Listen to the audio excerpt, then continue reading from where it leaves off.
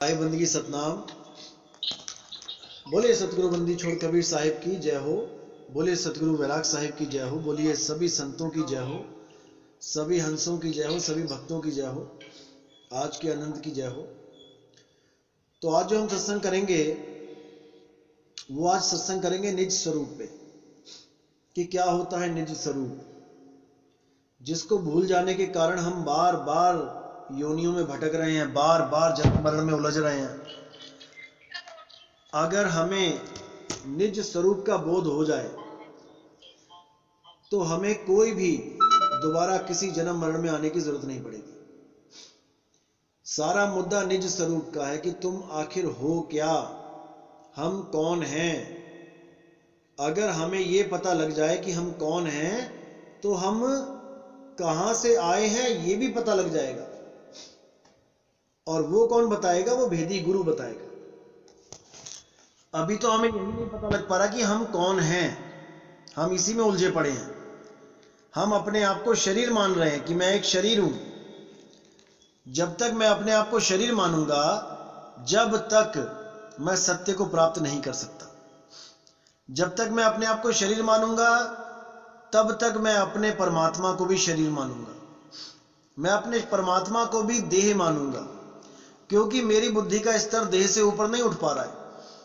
मैं देख रहा हूं कि मेरे दो हाथ दो पैर हैं, पेट है, छाती है, सिर है, तो मैं कल्पना में जी रहा हूं कि मेरा परमात्मा भी ऐसा ही होगा। जैसे पिता होता है वैसा ही पुत्र होता है।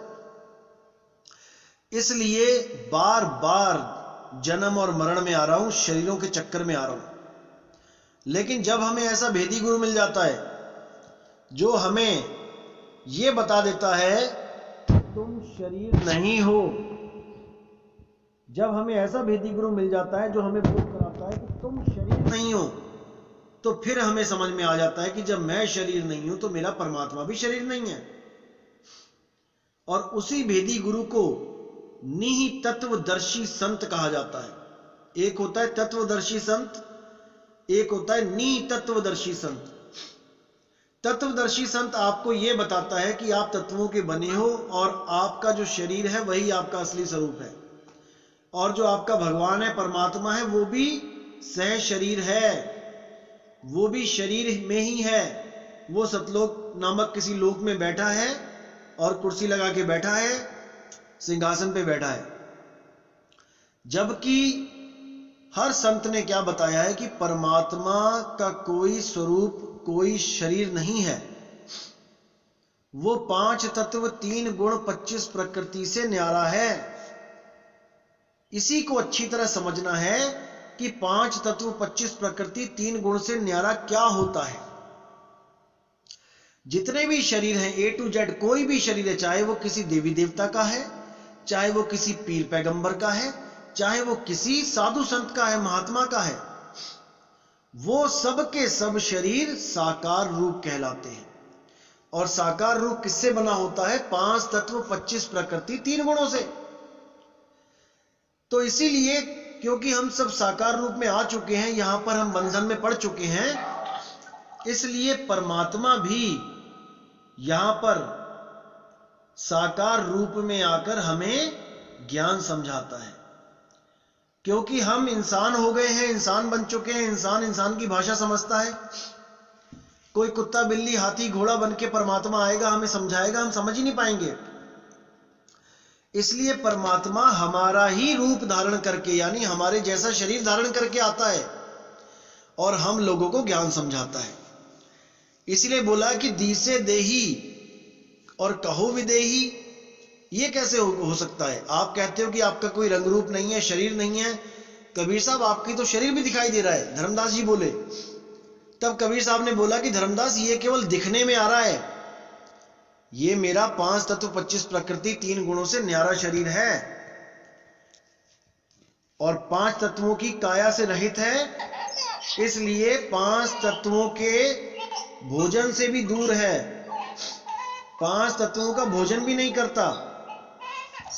इसीलिए बोला गया है कि पानी से पैदा नहीं, श्वासा नहीं शरीर, और अन्न आहार करता नहीं, वाको नाम कबीर।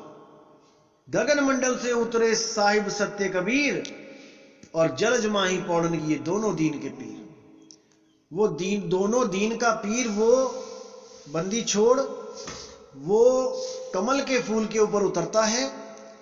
इसलिए उतरता है क्योंकि कमल का फूल गंदगी में रहता है, लेकिन गंदगी में रहता हुआ भी गंदगी से ऊपर होता है। गंदगी छू नहीं सकती उसको, कीचड़ छू नहीं सकता।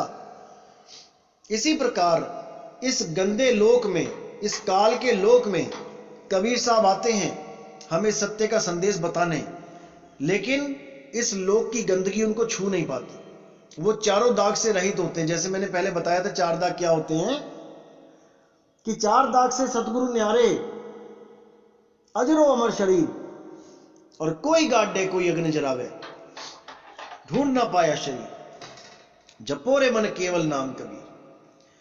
उन्हीं 4 दागों से न्यारे वो बंदी छोड़ सतगुरु कबीर साहब, वही हमारे परमपिता परमात्मा हैं साकार रूप में। अगर वो साकार में है तो हम उस साकार रूप में उनको मानते हैं, गुरु मानते हैं, लेकिन असल में उनका कोई रंग रूप नहीं है। वो केवल हम जीवों को जगाने के लिए आए हैं साकार रूप में। असल में वो शब्द स्वरूपी राम है।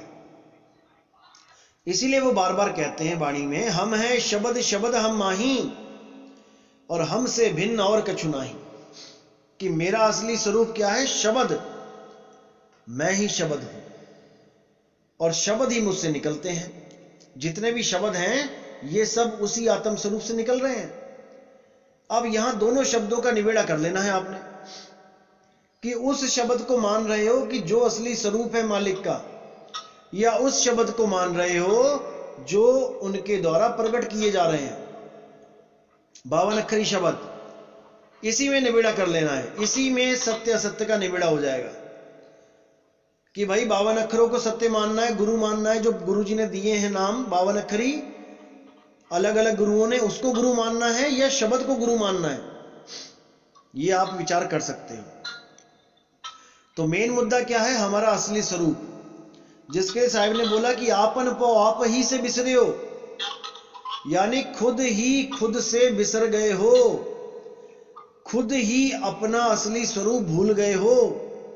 आपन पो आप ही बिसरे हो, जैसे स्वान कांच मंदिर में भ्रमते भूख मरे हो। जैसे किसी कुत्ते के आगे शीशा लगा दो तो अपने प्रतिबिंब को देख के भौंकना शुरू कर देता है, क्योंकि वो अपने प्रतिबिंब को असल मान बैठता है कि कोई असली कुत्ता आ गया। ये वो अपने आप को नहीं जानता कि जो दिखाई दे रहा है वो मेरा ही प्रतिबिंब है।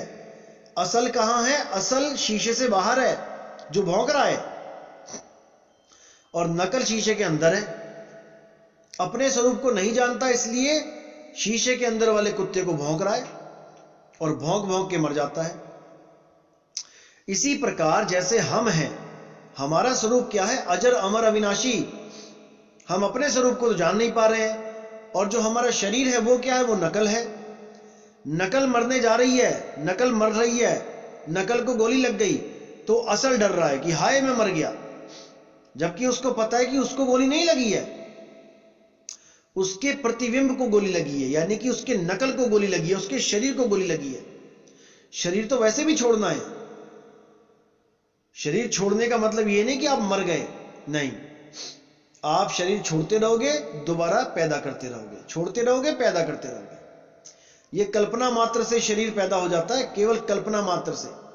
जब आप सो जाते हो इस शरीर में, तब एक शरीर कहां से आ जाता है? ये शरीर तो सो रहा है, वो शरीर कौन पैदा करता है? अंदर बिल्डिंगें बन जाती हैं, एकदम नदी नाले बन जाते हैं, वो किसने बनाए? बाहर आप देखोगे कोई बिल्डिंग है, वो तो इंसानों ने बनाई है, चलो ठीक है, मिलके। जो अंदर सपनों में बिल्डिंगें बन गई हैं, वो किसने बनाई? कौन सा मजदूर लगाया गया था वहां पे? कौन सा ईंट सीमेंट लगाया गया था, बुरादा लगाया गया था वहां पे? कितनी दिहाड़ी दी जा रही थी वहां मजदूरों को? सपने में जो राजमहल देखे आपने, वो कैसे बन गए वहां पे? यहां तो दिखाई देता है कि बिल्डिंगें ऐसे नहीं बन सकती, बनाने के लिए कोई ना कोई कारीगर चाहिए, आदमी चाहिए, मिस्त्री चाहिए, सब कुछ चाहिए। सपने में कैसे बन गई वो अपने आप? कोई विचार नहीं कर रहा। सपने में मोटरसाइकिल, ट्रेन देखते हो, बसें देखते हो, कार एक्सीडेंट देखते हो, सब कुछ देखते हो, कौन बनाता है वहां पे? यहां तो कहते हैं परमात्मा ने धरती बनाई, आकाश बनाया, शून्य बनाया, सब कुछ बनाया। वहां कौन बना रहा है? केवल कल्पना है। तुम्हें कल्पनाओं में उलझा रखा है इस मन और माया ने। जैसी कल्पना करते हो वैसा ही शरीर दे देता है, जैसी कल्पना करते हो वैसा ही लोक दे देता है। ये सतलोक, अलखलोक, अगमलोक, अनामी लोक, अकह लोक, ये सब के सब कल्पना मात्र है। इसीलिए साहिब ने बार बार समझाने की कोशिश करी कि आदि माया कीनी चतुराई और झूठी बाजी पिंड दिखाई। अवगति रचना रची अंडमाही, ताका प्रतिबिंब डाला है। उसका प्रतिबिंब दिखाया जा रहा है आपको बार बार, नकल। और आपको नकल में ऐसा उलझाया जा रहा है कि आप सतलोक जाने को तैयार बैठे हो कि सोने की सड़कें मिलेंगी, हीरे जवाहरात लगे होंगे, हमारे अपने अपने यान होंगे वहां दरवाजों पे खड़े हुए, हवाई जहाज। अरे हवाई जहाज चलाना तो सीख लो। यहां पे हवाई जहाज चलाना आता नहीं और वहां हवाई जहाज चलाओगे? कौन सा गियर लगाओगे, कौन सा मोटर बटन दबाओगे, ये तो सीख लो यहां पे। जो लोग तुम्हें हवाई जहाज की ट्रेनिंग दे रहे, लालच दे रहे हैं हवाई जहाज का कि वहां अपने अपने यान खड़े होंगे, तो ऐसे बेवकूफ बनाया जा रहा है सबको। बिल्कुल भ्रमित नहीं होना है। साहिब ने साफ बोल दिया, लोक ही अलोक शब्द है भाई, और जिन जाना तिन संशय जाई। कि वो लोक अलोक वो शब्द है। शब्द के बिना सब बेकार है। शब्द बिना सूरत आंधरी, कहो कहां को जाए। और द्वार ना पावे शब्द का, फिर भटका खाए। बार बार भटकेगी, भटका खाती रहेगी जब तक उसको शब्द का द्वार नहीं मिल गया। और शब्द का द्वार क्या है? वो है सार शब्द। 11वां द्वार जिसको बोलते हैं, 11वीं खिड़की। 9 द्वारे संसार सब, 10वें योगी साध, एकादश खिड़की बनी जाने संत सुजान। वो न्यारी है, शरीर घट से न्यारी है, वो आत्म घट में है। उसी के लिए बोला कि ज्यों के हर बपु निरख कूप जल प्रतिमा देख डर गृयो। जैसे कुएं में शेर देखता है अपनी प्रतिमा को, जल में देखता है और छलांग मार देता है कि कोई और शेर आ गया है लड़ने के लिए, ऐसे ही ये माया हमें भरमाती है। वैसे ही गज फटिक शिला में दशनन आन अड़ियो। जो हाथी होता है उसको दिखता है कि दूर कोई पत्थर है बहुत बड़ा, उसको हाथी समझ के उससे लड़ने लग जाता है। उसको धक्के मार मार के लड़ के सिर फुड़वा लेता है, वहीं मर जाता है। मरकट मूठ स्वाद की खातिर घर घर रटत फिरो। बंदर एक मुट्ठी चने के लिए सुराही में हाथ फंसा लेता है। जो बंदर पकड़ने वाले होते हैं वो क्या करते हैं, सुराही जमीन में गाड़ देते हैं, उसमें थोड़े से दाने रख देते, छोले, और थोड़े से चने छोले जमीन के बाहर फैला देते हैं, मटके के आसपास, सुराही के आसपास। वो बंदर जब खाता है तो देखता है कि ये छोले कहां से गिरे हैं, तो देखता है कि वहां पे सुराही पड़ी है। सुराही में हाथ डाल देता है, हाथ डालता है खुला हुआ, और अंदर मुट्ठी बांध लेता है चने की। जब मुट्ठी बांध लेता है तो हाथ फंस जाता है, मुट्ठी फंस जाती है। अब लालच, एक मुट्ठी भर चने के लालच में मुट्ठी नहीं खोलता है, और उसको लगता है मुझे किसी ने पकड़ लिया, मुझे इस मटके के अंदर किसी ने मेरा हाथ पकड़ लिया, क्योंकि हाथ तो मेरा सीधा चला गया था, लेकिन सीधा चला गया था वापस क्यों नहीं आ रहा है? वापस इसलिए नहीं आ रहा क्योंकि उसने मुट्ठी बांध ली है। अब उसको यह नहीं समझ में आ रहा कि मैंने मुट्ठी बांधी हुई है, किसी ने पकड़ा नहीं है। इसी प्रकार हमने इस शरीर को पकड़ा हुआ है, इस मन को पकड़ा, इस माया को पकड़ा, 3 गुणों को पकड़ा है, 5 तत्वों को पकड़ा, 25 प्रकृतियों को पकड़ा है। हमने पकड़ रखा है इनको, हमें नहीं पकड़ सकता कोई। इसीलिए अगली लाइन में साहिब ने बोला, कहें कबीर ललनी के सुगना। अरे तो ही कौन पकड़े हो, तुझे कौन पकड़ सकता है? तू उड़ारी तो मार एक बार। एक पक्षी को आप क्या पकड़ोगे बताओ? कोई पक्षी खेत में बैठा है, तुम उसको पकड़ने जाओगे वो 2 मिनट में उड़ जाएगा। तुम क्या उड़ जाओगे इसके पीछे पीछे? कुछ नहीं कर सकते। वो कैसे पकड़ा जाता है? वो पकड़ा जाता है बुद्धि के द्वारा। जब आप बुद्धि लड़ाते हो कि इसको, उड़ने वाले पक्षी को कैसे पकड़ा जाए, तब आप चोगा डालते हो, और आप नहीं पकड़ते हो पक्षी को, पक्षी आके चोगे को पकड़ता है, और चोगे में उसके जाल होता है, और पक्षी चोगे को पकड़ते ही जाल में फंस जाता है। इसी प्रकार काल ने आप लोगों को पकड़ने के लिए, इस जीव को पकड़ने के लिए चोगा डाल रखा है। चोगा क्या है? ये शरीर ही चोगा है। इस शरीर से इतना मोह लगवा दिया है आपका कि आप इस चोगे से दूर नहीं जा सकते। आप इस शरीर से दूर नहीं जा सकते। अपना शरीर, माँ बाप का शरीर, बेटे बेटी का शरीर, बीवी का शरीर, भाई बहन का शरीर, सबके शरीरों में ऐसा उलझा दिया है आपको कि आप शरीर से न्यारे नहीं हो सकते। यही शरीर अगर पोस्टमार्टम करके आपके सामने रख दिया जाए ना, आपकी बीवी का या बीवी के सामने पति का, तो आप 2 मिनट भी नहीं देख पाओगे उस शरीर को। अगर चिथड़े उसके पूरा खोल के रख दिया जाए, आप 2 मिनट नहीं खड़े हो सकते वहां पे। लेकिन जब तक ये सूरत है, शरीर में चल रहा है, जब तक पूरा प्रेम है। किससे प्रेम है? शरीर से प्रेम है। यही काल का जाल है, यही कांटा है जो मछली को फंसाता है। यही है कांटा। जो भी शरीर से प्रेम करेगा वो समझ जाना कि वो आना ही आना है उसने। वो मछली ने कांटा खा लिया चारे के साथ, अब वो कहीं जा नहीं सकती। अब जहां खींच के लेके जाएगा काल निरंजन, वहीं जाना पड़ेगा। तो इसलिए भाई कांटे को पहचानो, अपने स्वरूप को पहचानो। तभी तो साहिब बोल रहे हैं कि कहें कबीर ललनी के सुगना, अरे तोहे कौन पकड़ी, तुझे कौन पकड़ सकता है? किसी में हिम्मत नहीं तुझे पकड़ सकता है। ये तुमने पकड़ रखा है, तुमने पकड़ रखा है। इसलिए पूरा विवेक लगाना है, पूरा ज्ञान में आ जाना है। सुबह दोपहर शाम रात, चारों आठों पहर उस मालिक को याद करना है, सूरत शब्द में संभाल के रखना है। आठों पहर की बात कर रहा हूं, दिन में भी रात में भी। जो काम दिन में करते हो अपने आप ऑटोमेटिकली रात में होने लग जाता है। दिन में जो कुछ देखते हो, खाते हो, पीते हो, बोलते हो, चालते हो, वही रात में सपना बन के आ जाता है। 90% सपने वही होते हैं जो आप दिन में देखते हो। तो इसीलिए दिन में भी सूरत को कंट्रोल में रखना है और रात में भी सूरत को कंट्रोल रखना है। रात में अपने आप कंट्रोल आ जाएगी, दिन में अगर रखोगे तो जब तक आठों पहर नहीं रमोगे उस शब्द गुरु में, जब तक मोक्ष नहीं हो पाएगा। लेकिन फिर भी साहिब कहते हैं कि तुम मुझ पे विश्वास रखना, मैं तुम्हारा पिता हूं, तुम्हारी पूरी मदद करूंगा। लेकिन डूबता हुआ आदमी अगर हाथ ही ना ऊपर उठाए तो उसको बचाता भी कोई नहीं है। आप हाथ ऊपर उठा लेना, यानी सूरत को ऊपर रख लेना जहां गुरुजी बताएंगे, और तब देखना कि क्या होता है। वो बंदी छोड़ है, वो आपको ऐसे नहीं बहने देगा।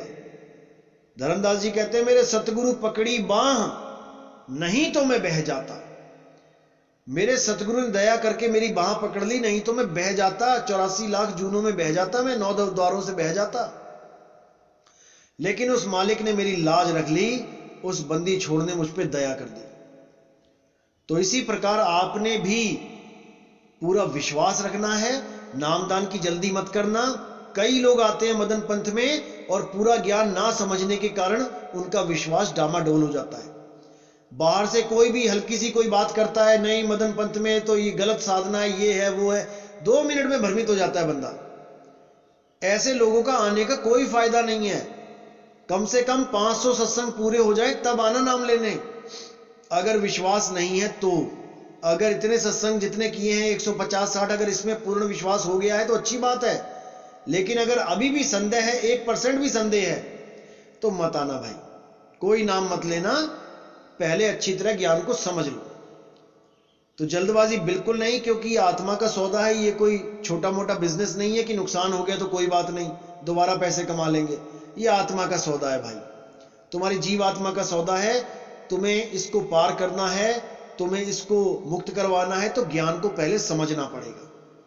ज्ञान को समझ जाओगे तो विश्वास बनेगा, और विश्वास से भक्ति बनेगी, और भक्ति से आपकी एकाग्रता बढ़ेगी। एकाग्रता बढ़ेगी तो आपकी मुक्ति 100% है, कोई रोकने वाला नहीं है। तो इसी के साथ आज का सत्संग समाप्त करेंगे। और मैं फिर बोलना चाहूंगा कि पूरा विवेक लगाना है, पक्षपात कभी नहीं करना है। और कोई ऑडियो सुनते हो कि कोई मदन पंथ छोड़ गया, ये आपस में कोई वीडियो बना के भेजता है, ऑडियो बना के भेजता है, विचलित होने की जरूरत नहीं है। 10वीं का कोई बच्चा अगर उसको पीएचडी की क्लास में बैठा भी दिया जाता है, पीएचडी के स्टूडेंट के साथ, कि चलो 2-4 दिन बैठ के देख ले तो वो टिक नहीं पाएगा वहां पे। वो भले आके बैठ जाए लेकिन उसको समझ में ही नहीं आएगा ज्ञान पीएचडी का, तो वो उसको छोड़ के फिर कहीं और चला जाएगा। तो इसमें कोई पीएचडी की क्लास की कोई गलती नहीं है, गलती है उस बच्चे की जो बिना 12वीं करे, बिना कॉलेज किए, बिना पोस्ट ग्रेजुएट करे पीएचडी में आके बैठ गया, उसकी गलती है। यानी जल्दबाजी करी उसने। आपने जल्दबाजी नहीं करनी है, पूरा ज्ञान समझो तब आना। तो इसी के साथ सत्संग समाप्त करते हैं। जय गुरु बंदी छोड़ सतगुरु कबीर साहिब की जय हो। जय गुरु बंदी छोड़ मदन साहिब की जय हो। जय गुरु बंदी छोड़ वैराग साहिब की जय हो। सभी संतों की जय हो, सभी भक्तों की जय हो। आज के आनंद